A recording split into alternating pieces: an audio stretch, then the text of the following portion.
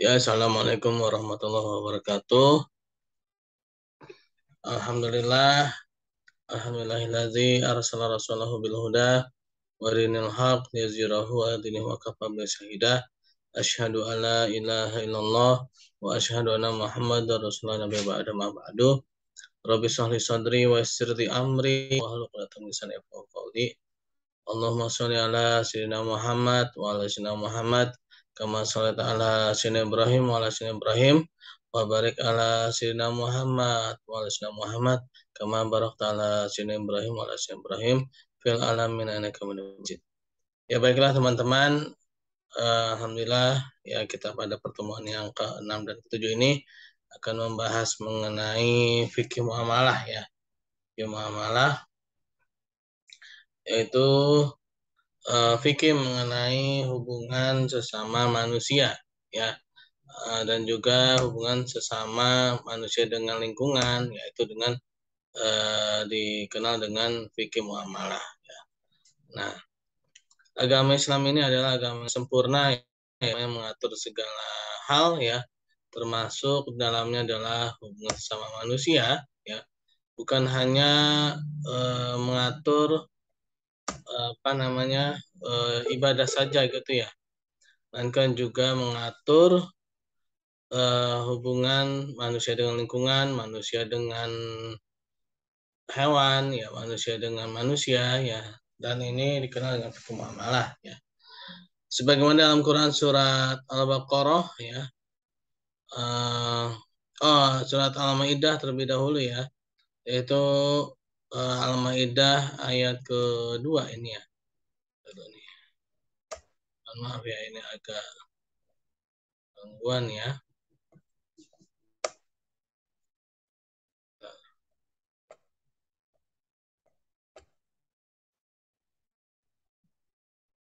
Oke, sudah bisa.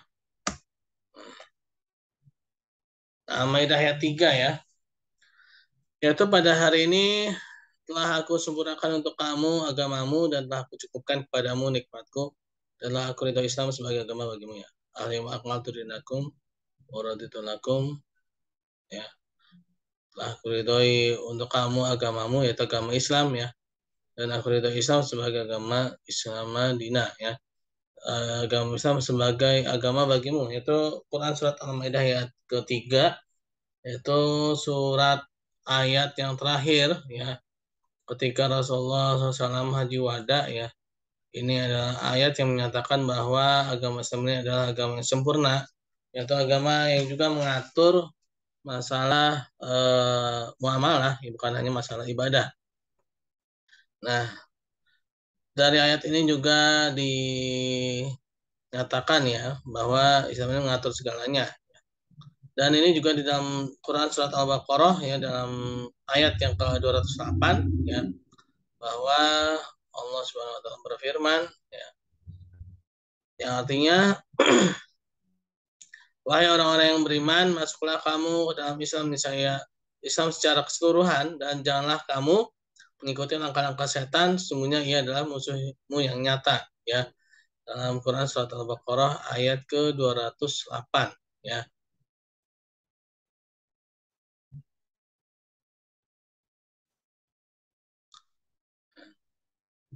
Dari kedua ayat Al-Quran ini ya, dapat kita simpulkan ya bahwa Islam itu adalah agama yang sempurna ya, yang mana mengatur jalan hidup manusia ya. Islam adalah agama yang sempurna, yaitu agama yang mengatur jalan hidup manusia. Nah, secara garis besar agama Islam itu mengatur tiga hal, yaitu akidah, syariah, dan akhlak ya. Atau akidah, syariah, dan akhlak. Nah, akidah itu sebagaimana kita ketahui ya, itu adalah sesuatu yang goib ya, sesuatu yang tidak terlihat ya, yaitu belief and faith, yaitu kepercayaan dan keimanan, itu akidah ya. Nah, akidah dalam agama Islam itu ibarat seperti sebuah pondasi ya, pondasi dalam bangunan ya. Pondasi dalam sebuah bangunan itu tidak terlihat ya, pondasi dalam bangunan itu tidak terlihat apa namanya sehingga dia menjadi semacam apa ya, pegangan yang kuat gitu ya, pegangan yang kuat, tapi dia tidak terlihat gitu ya. Pondasi itu kan seperti akar ya, nah, seperti akar pohon ya, pondasi. Kalau dalam pohon itu dia seperti akar, kalau dalam bangunan itu dia seperti apa namanya, pondasi. Nah, semakin dalam pondasinya, ya, maka bangunan itu akan semakin kuat. Jadi seperti itu. Jadi eh, pondasinya itu akan mempengaruhi apa namanya, bangunannya itu ya. Kalau misalkan bangunannya itu mau kokoh ya berarti pondasi harus dikuatkan ya. Itu adalah apa namanya, eh, akidah ya. Lalu syariah ya. Syariah itu adalah tata cara ya, tata cara dalam apa, menjalankan ya, perintah dan larangan itu ya. Tata cara hukum ya. Nah, itu adalah apa namanya, syariah ya. Nah, syariah itu ada mengatur syariat secara ibadah langsung ya, tata cara mengatur ibadah langsung dan apa namanya, ibadah secara tidak langsung ya. Nah, dari syariah ini ya, ada yang namanya ibadah mahdoh dan ada yang namanya ibadah ghairu mahdoh ya. Lalu setelah itu ya akan ada namanya akhlak ya dari syariah itu ya. Nah, syariat kalau ibadah mahdoh ya itu dia memiliki prinsip ya, yang berbeda dengan ibadah ghairu mahdoh atau muamalah. Nah, kalau ibadah mahdoh ya itu dia bersifat apa namanya, ketat ya. Ibadah mahdoh itu dia bersifat ketat, dia bersifat rigid ya. Misalnya itu dia sangat ini ya, kalau dibilang kaku ya, sangat kaku. Kalau ibadah goir mahdoh dia bersifat fleksibel ya. Dia bersifat fleksibel, dia bersifat apa namanya, eh, lentur ya. Kalau ibadah goir mahdoh dalam muamalah itu, karena dalam hadisnya itu adalah antum a'lamu bi umuri dunyakum ya. Kamu itu lebih mengetahui urusan agama. Oke ya. Lalu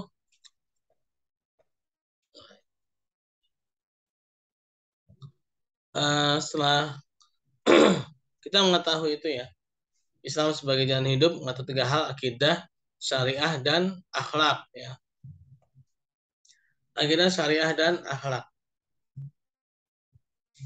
Nah, pada syariah ini tadi yaitu muamalah dan ibadah ya.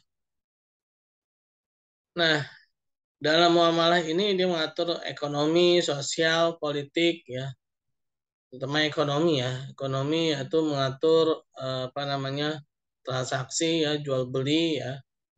Nah, ini dia dalam kehidupan sehari-hari ya, kita tidak bisa lepas dari yang namanya kegiatan ekonomi ya.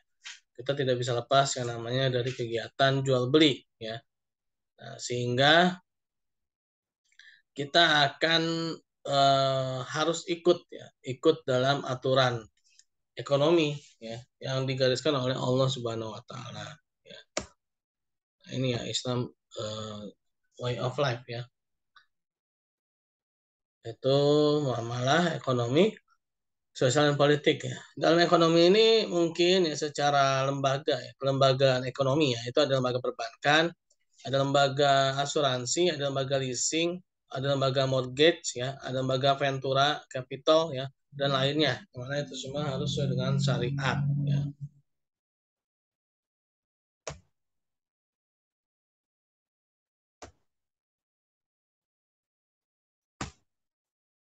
Lalu selanjutnya adalah mengenai al-masadirul ahkam ya dalam Islam, yaitu sumber-sumber hukum dalam Islam dan juga metode hukum dalam Islam. Sumber yang paling utama Sumber primer itu adalah Al-Qur'an dan hadis ya. Sumber yang paling utama adalah Al-Qur'an dan hadis. Ini adalah sumber yang paling utama. Terutama hadis itu hadis sahih ya, hadis-hadis yang memang benar-benar nyampai ya kepada Rasulullah SAW. Itu hadis sahih. Begitu hadis apa namanya? Yang mutawatir maupun hadis yang ahad ya. Jadi itu hadis sahih itu ada hadis yang mutawatir, ada yang hadis ahad ya. Nah, lalu ada yang sekunder. Nah, ijtihad. Ijtihad ini dengan beberapa metodologi ya. Yaitu metodologi kias, yaitu analogi perbandingan, lalu istihsan, yaitu mengambil yang terbaik, lalu ijma, yaitu kesepakatan seluruh ulama ya. Lalu ada istislah ya, yang paling memiliki maslahah. Lalu ada lagi saduz zariah ya, yaitu menutup jalan keburukan, yaitu menutup jalan keburukan sama pentingnya seperti menutup keburukan itu sendiri ya, atau mencegah ya suatu keburukan, jalan menuju keburukan itu ya, mencegah menuju jalan keburukan itu sama seperti mencegah keburukan itu sendiri ya. Jadi untuk menuju ke sebuah keburukan itu ada jalannya. Nah, jalannya ini harus ditutup gitu ya. Jadi istilahnya tuh mencegah lebih baik daripada mengobati gitu ya istilahnya ya. Nah, lalu urf ya, urf. Urf ini adalah adat istiadat. Nah, urf ini ada yang menyatakan urf urf adat ya, selama tidak bertentangan dengan Al-Qur'an dan hadis, maka urf itu diperbolehkan dimanapun itu ya, dimanapun wilayahnya itu, dimanapun itu ya.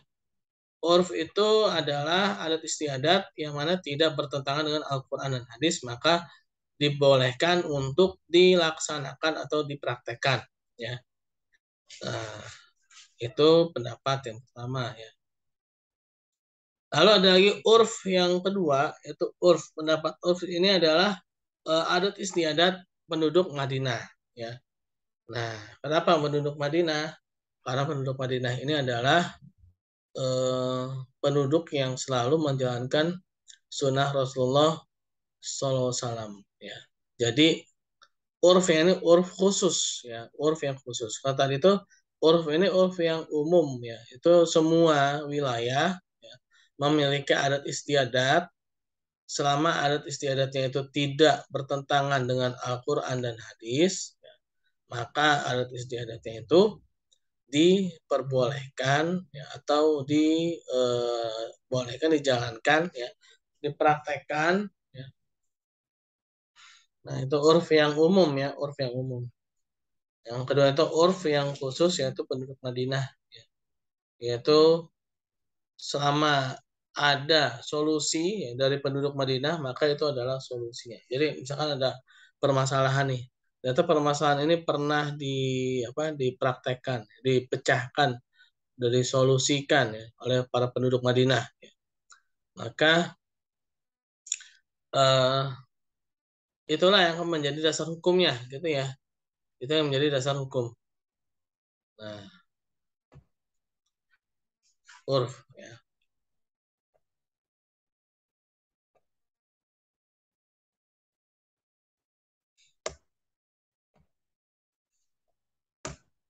Nah, lalu falsafah syariah sebagai landasan filosofis fikih. Nah, yang pertama tadi ya akidah. Dalam sebuah bangunan, akidah itu ibarat seperti pondasi, yaitu yang paling bawah ya. Yang paling bawah, yang paling menjadi apa namanya? Kekuatan yang apa sih itu? Menopang ya. Kekuatan yang menopang. Lalu dengan adanya akidah ini akan munculnya syariat dan akhlak ya. Syariah dan akhlak. Ketika seorang itu apa namanya sudah pure murni akidahnya, yaitu menjalankan perintah Allah Subhanahu wa taala dan meninggalkan segala larangan-larangannya, ya, maka dia secara otomatis akan apa namanya menjadikan syariat ya. Akidah juga dikatakan sebagai iman. Iman itu apa? Tasdikul fil qalbi ya, dibenarkan dalam hati, lalu kalamul bil lisan ya, dan arkanu bil ahkam ya.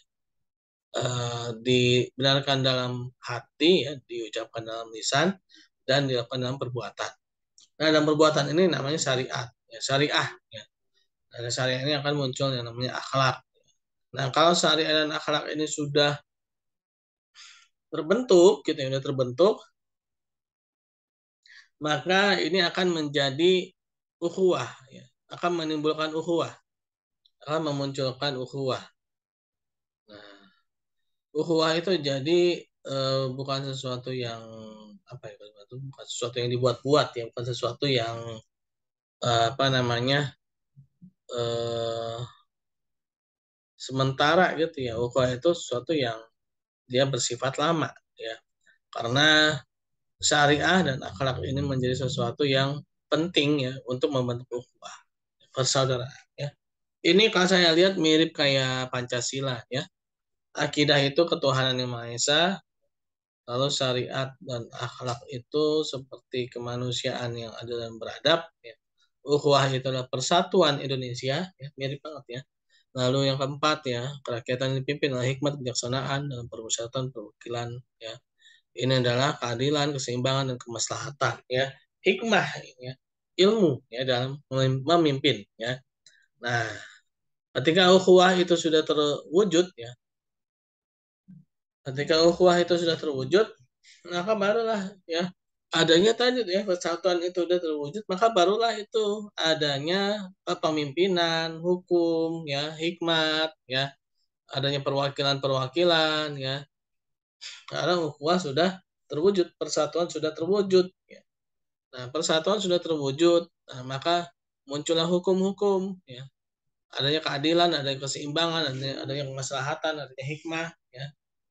Nah, setelah adanya keadilan, keseimbangan, dan kemaslahatan ini, maka muncullah yang namanya keadilan sosial bagi seluruh rakyat Indonesia, falah, ya, yaitu kesejahteraan dunia dan akhirat, material dan spiritual, ya.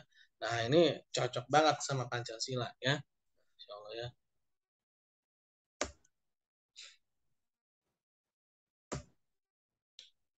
Nah, ini mengenai muamalah ini, ya.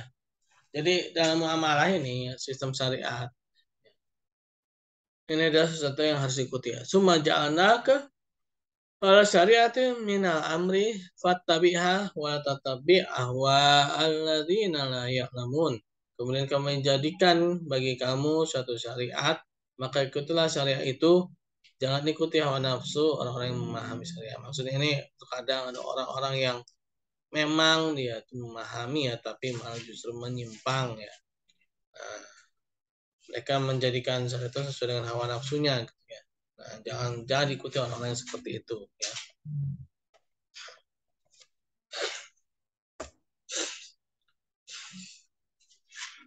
Nah, lalu ini adalah eh, konsep, ya, konsep dari muamalah.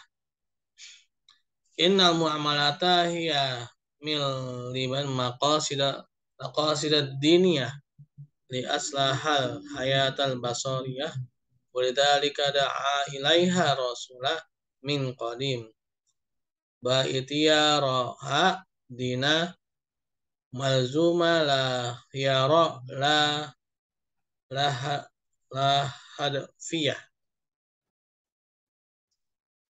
Muamalah adalah inti terdalam dari tujuan agama Islam, ya. Untuk mewujudkan kemaslahatan kehidupan manusia, karena itu para rasul terdahulu mengajak umat berdakwah untuk mengamalkan muamalah karena memandangnya sebagai ajaran agama yang mesti dilaksanakan. Tidak ada pilihan bagi seseorang untuk tidak mengamalkannya, ya. Nah, artinya muamalah ini memang nanti dampaknya akan ke agama ini, ya, ibadah-ibadah, ya, syariat, ya, yang mahdoh, ya, itu juga dampaknya ke muamalah, ya. Dalam Al-Quran surat Al-Ankabut, ya, inna sholata anil fahsya wal munkar, ya. Sesungguhnya sholat itu mencegah perbuatan keji dan mungkar, ya. Nah, keji dan mungkar, perbuatan keji dan mungkar itu adalah perbuatan sesama manusia, ya, tapi didahului oleh sholat. Jadi intinya dari sholat itu adalah mencegah perbuatan keji dan mungkar. dari sholat itu bisa mencegah perbuatan keji dan mungkar. Ya. Nah, dalam Al-Quran yang dinyatakan seperti itu. Ya. Nah, berarti ya memang yang akan menjadi inti terdalam tujuan itu memang ya muamalah ya. Lalu zakat ya. Zakat disalurkan kepada orang-orang yang membutuhkan ya, yaitu 8 asnaf ya. Nah, itu lagi-lagi masuknya ke muamalah ya. Lalu haji ya, haji juga ya. Haji itu dilarang untuk menebang pohon, dilarang untuk apa namanya berkata-kata kotor ya, dilarang untuk apa namanya perbuatan-perbuatan yang tidak baik gitu ya, akan harus membayar kafarohnya ya apabila dia melanggar. Nah, kafarohnya pun juga itu akan disalurkan lagi untuk orang-orang yang membutuhkan. Nah, artinya semua syariat ya, baik yang mahdoh maupun yang goir mahdoh, yang mahdoh aja dia dampaknya ke muamalah ya, bagi yang memang goir mahdoh ya, itu pasti ke muamalah banget gitu kan. Puasa juga ya, itu kan juga apa namanya tidak boleh menggunjing ya kan, tidak boleh menggunjing.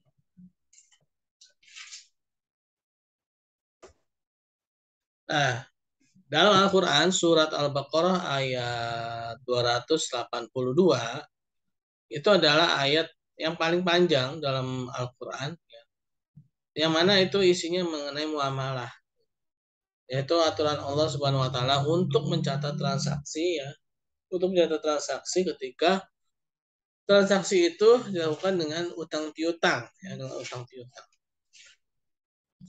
Nah, ada 128 kata, ada 504 huruf, ada 52 masalah hukum ya. Nah, disebutkan tijarah 8 kali, ada albay 6 kali ya, ada ishtaro ya itu 2 kali, ada kata-kata riba, rezeki dan lain-lain ya. Dalam Al-Qur'an disebutkan.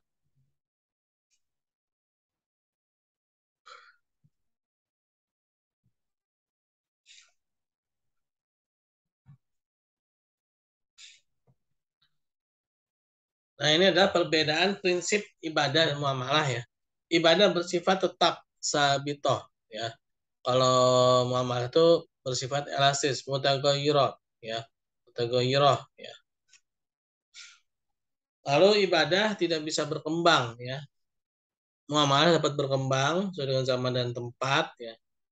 Kalau ibadah itu nas-nas lebih terinci dan tafsiri. Kalau muamalah nas-nas masih umum general.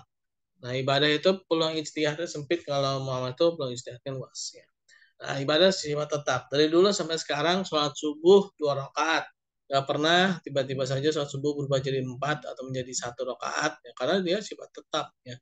Kecuali kalau memang ada sholat-sholat seperti zuhur, asar ya, dan isya yang 4 rakaat ada apa jamak kosor, itu lain lagi ya, lain perkara. Itu memang ada peraturannya juga itu ya.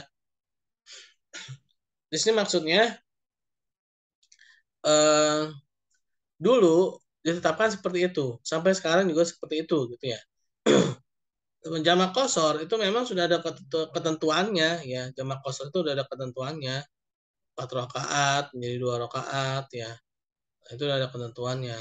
Bukan berarti yang dulunya itu apa namanya benar-benar, maksudnya benar-benar ditetapkan sekarang gitu ya maksudnya ya, bukan seperti itu gitu ya. Nah, beda dengan muamalah. Kan muamalah ini kan dia sifatnya fleksibel ya.